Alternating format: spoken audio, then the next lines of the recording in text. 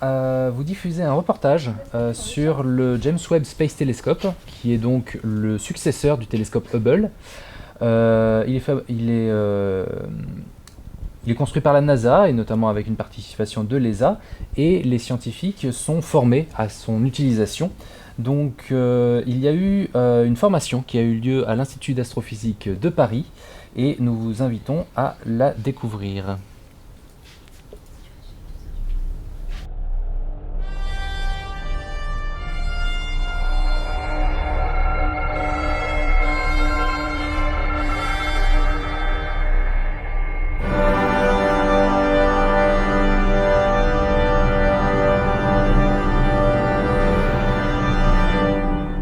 Bienvenue au cœur du travail des astrophysiciens. Pendant 2 jours, nous travaillons sur le nouveau télescope spatial JWST, James Webb Space Telescope. Nous nous sommes rencontrés à l'Institut d'astrophysique de Paris, sous l'égide de l'Agence spatiale européenne, l'ESA, l'Agence spatiale française, le CNES, et la NASA. Lors de cette conférence internationale, nous nous réunissons, nous les astrophysiciens, pour utiliser les nouveaux outils de préparation et de planification des observations très complexes qui seront menées avec ce futur télescope qui remplacera Hubble.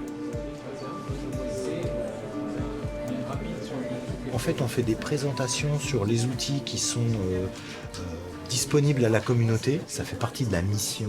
Et du coup, on aide les gens à utiliser ces outils. Les télescopes, comment ça marche aujourd'hui, c'est que tu dois soumettre une proposition d'observation pour avoir du temps d'observation. Et ça, c'est un logiciel qui permet d'estimer le temps de pause du télescope.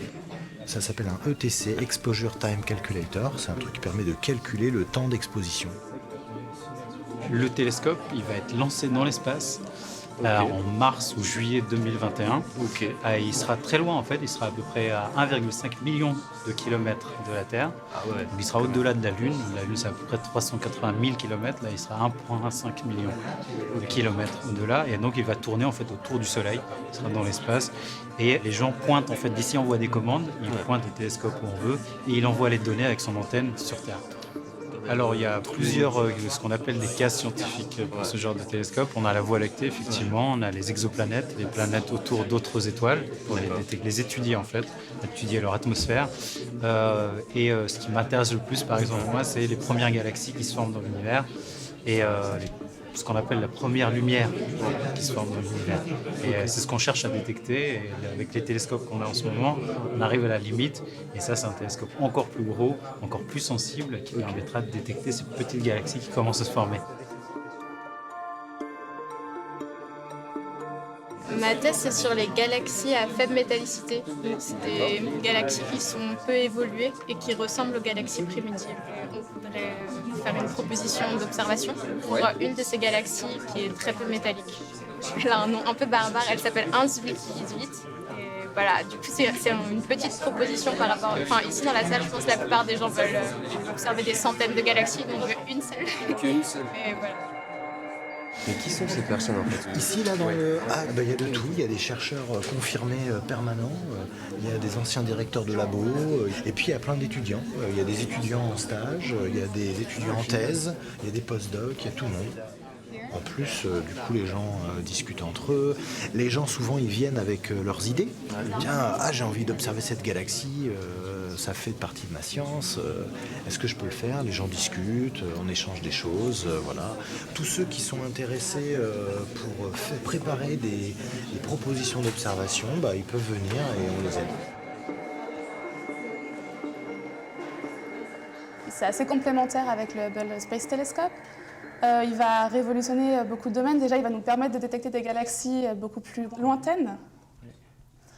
Il va aussi, ça c'est pour, je parle du domaine de galaxies parce que voilà, c'est mon domaine. Voilà. C'est vraiment l'instrument qu'on attend depuis des années. C'est le gros relais après Hubble, c'est le successeur. C'est la première fois qu'on envoie un télescope aussi grand dans l'espace, donc c'est impressionnant à voir.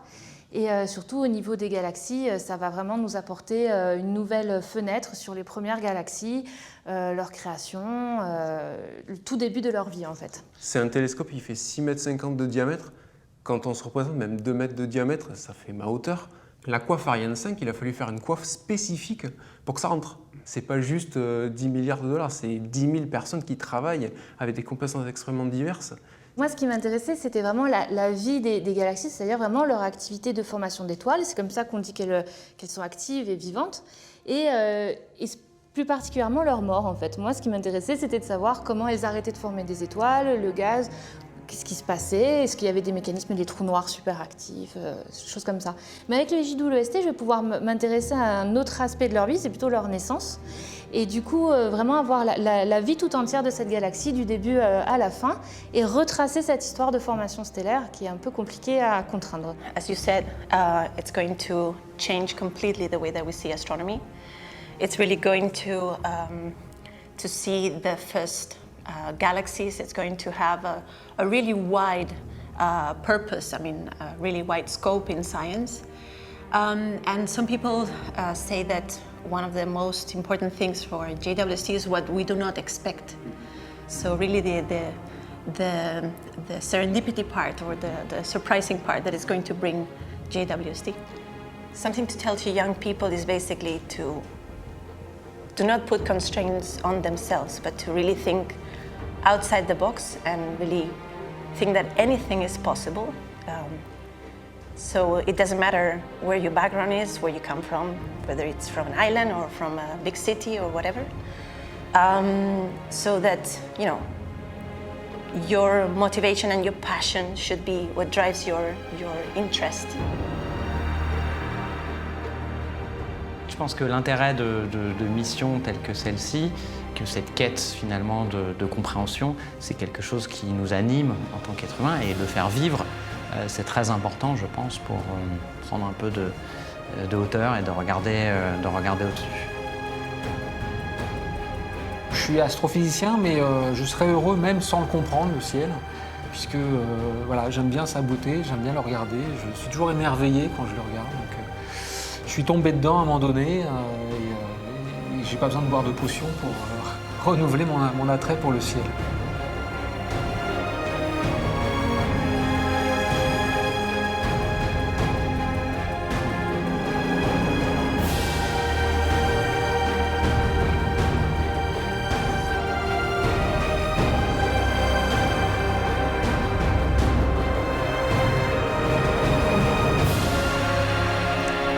C'était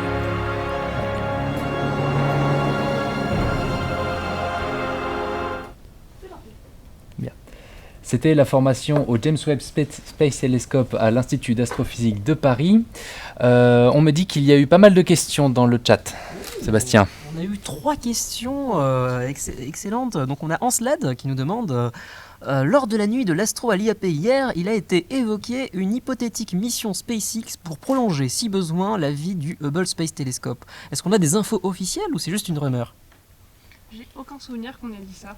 Je ne suis pas du tout au courant de ce sujet. À quel moment on a dit ça ? Est-ce qu'on a des gens dans la salle qui seraient au courant d'une telle mission ? Alors tout le monde hoche la tête de manière négative. Donc je pense que c'est une rumeur du coup.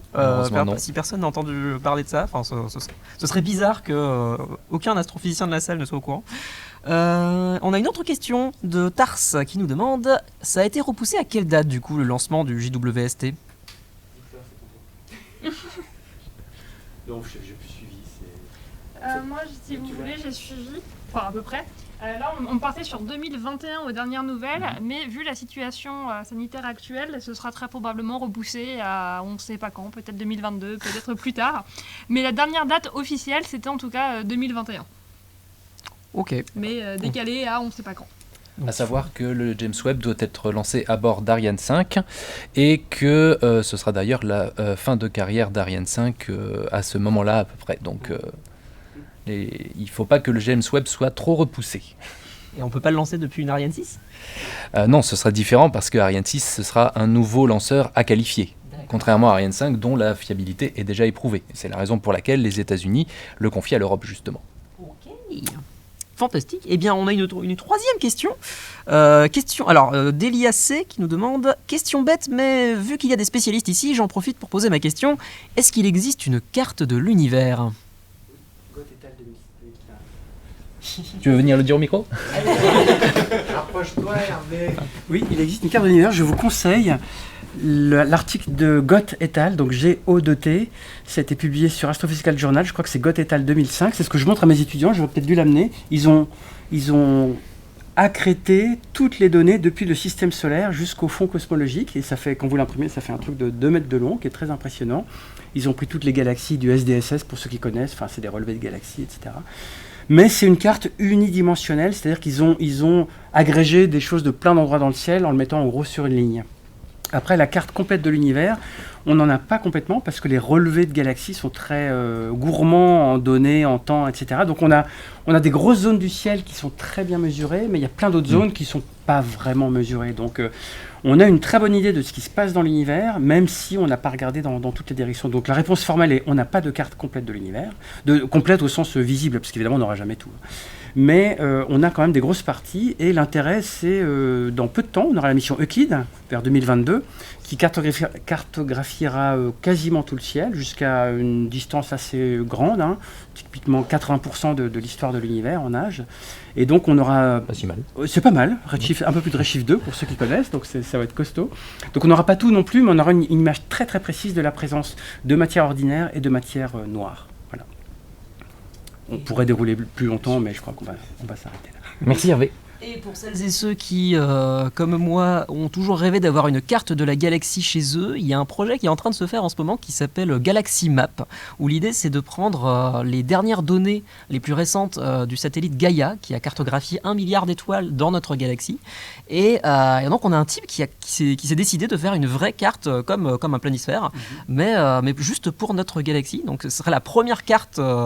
vraiment que vous pouvez en faire un poster chez vous, et donc il poste les avancées de son projet sur Twitter, et on peut même se balader dans sa carte qu'il a réalisée pour visualiser des milliards de points, et c'est assez impressionnant ce qu'il a fait. Donc voilà, si ça vous intéresse, vous allez sur Galaxy Map, Galaxy_map sur Twitter, et vous pourrez trouver les dernières avancées de son projet. Il en a fait déjà des versions imprimables de ses posters, mais ça a l'air vachement bien. Et si je peux me permettre juste aussi, en parlant un peu de science citoyenne, il y a aussi le Galaxy Zoo, qui est un site connu où les internautes peuvent apprendre à classifier des galaxies. Donc il y a une petite phase d'apprentissage et vous pouvez participer à classifier les galaxies spirales, machin, etc. C'est encore de la science participative. C'est la science participative. Et récemment, on a mis en ligne les données d'un radiotélescope qui s'appelle LOFAR. Je vous passe les détails, mais qui est en gros européen, et qui vous permet de classifier les galaxies avec des trous noirs au centre et des jets radio, des galaxies spirales, etc. Donc allez-y, vous tapez Galaxy Zoo, LOFAR, on va vous mettre ça sur le chat dans quelques minutes. Et c'est très très rigolo, et c'est des très belles images de galaxies avec des formes absolument improbables. Donc il y a plein de choses à faire en sciences citoyennes ou participatives. Merci Hervé. Et pour revenir sur le lancement du JWST, petite info, ceux qui étaient là hier sur la nuit de d'IAP sont... je sais pas où c'est... Ah voilà, il y a une caméra là-bas. Ok, je vais regarder là-bas. Coucou. Ceux qui étaient là pendant le live à l'IAP le savent, ceux qui ont participé au quiz le savent, mais au début de son élaboration dans les années 90, le JWST devait être lancé en 2007. Voilà, un retard qui est bien connu dans le spatial parce que il est très attendu, et que le télescope Hubble, comme on le disait, effectivement, montre des signes de faiblesse. Ce sera bientôt la fin. Après, c'est une spécificité du système américain. Là, je vais la jouer. C'est que le système américain a un financement qui est un petit peu complexe, et effectivement, les projets peuvent être abandonnés puis repris, ce qui est moins le cas en Europe. En Europe, les projets, une fois qu'ils sont acceptés, ils tiennent à peu près l'échelle de temps modulo les problèmes techniques, donc effectivement, il y a des décalages. Mais aux États-Unis, moi, j'ai travaillé sur un satellite de la NASA il y a une vingtaine d'années, qui avait été officiellement annulé 4 fois. Il s'est appelé Spitzer à la fin, et donc mes collègues qui ont travaillé dessus, ils ont passé 25 ans, parce que le truc a été annulé 4 fois, donc 2 ans de trou, 3 ans, après il a été réaccepté. Donc comme le budget de la NASA est annuel, ils ont un peu ce système un petit peu qui traîne en longueur. Ouais. Alors au final, ils font des belles choses, bien sûr, mais le système est différent de l'Europe, où là, une fois que c'est financé, ça se fait, éventuellement avec retard, voilà, comme je l'évoquais. Mais donc oui, la NASA souvent, parfois, a des retards très très importants, mais ça n'enlève rien à la pertinence des projets. Merci.